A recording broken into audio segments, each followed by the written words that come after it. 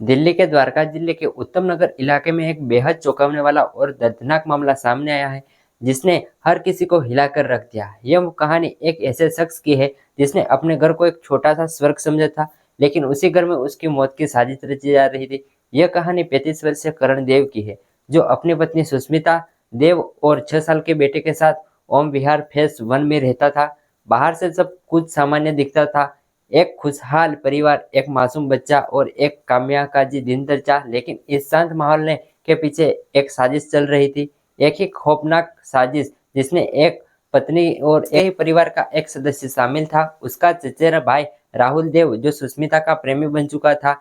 बीते रविवार सुबह सुबह एक फोन कॉल पर करण के घर को कोम्हार बचा गया। सुष्मिता ने करण को, छोटे भाई को कुणाल और सास ससुराल को फोन करके बताया कि करण को करंट लग गया है और वह बेहोश हो गया है। तुरंत परिजन करों ने वहां पर करण को पास के हॉस्पिटल मंगो हॉस्पिटल लेकर पहुंचे, लेकिन तब तक वह पहुंचते ही देर हो चुकी थी और डॉक्टर ने उसे मृत घोषित किया।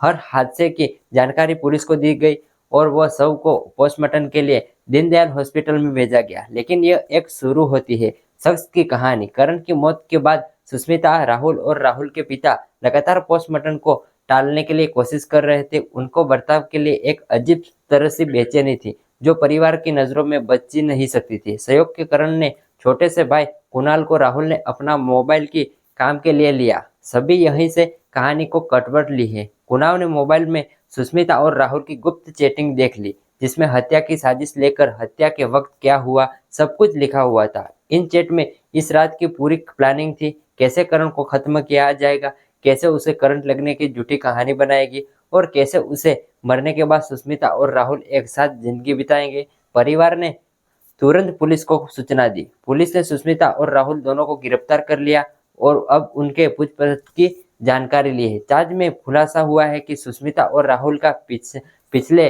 2 साल से अफेयर चल रहा है। इस रिश्ते को समाज और परिवार की नजरों से बचने के लिए उन्होंने यह खौफनाक रास्ता चुना, लेकिन सिर्फ प्यार की कहानी वजह नहीं थी, इस संपत्ति का भी लालच जुड़ा हुआ था। सुष्मिता और राहुल ने मिलकर करण को रास्ते से हटाया कि साजिश इसलिए रचित ताकि दोनों को साथ रह सके और करण की संपत्ति को वो ले सके। उत्तम नगर थाना पुलिस ने मामला को दर्ज कर लिया है और पूछताछ में कई और परते खुले हैं। यह मामला एक बारी फिर खिलाता है कि भरोसों के चादर में नीचे धोखे का यह पल सकता है। इस घटना में पूरे इलाके में सनसनी फैलाई दी है। पड़ोसी और जान पहचान वाले लोग अब किस पर विश्वास नहीं कर पा रहे। एक पत्नी और एक भाई जैसे रिश्तों की आड़ में इतनी खौफनाक साजिश रची जा सकती है, तो यह कहानी सिर्फ एक मर्डर मिस्ट्री नहीं बल्कि एक चेतावनी है कि हम जिन पर सबसे ज्यादा भरोसा करते हैं, जरूरी नहीं कि वो हमारे सबसे करीब हो। कभी कभी सबसे बड़ा धोखा अपनों से ही मिलता है।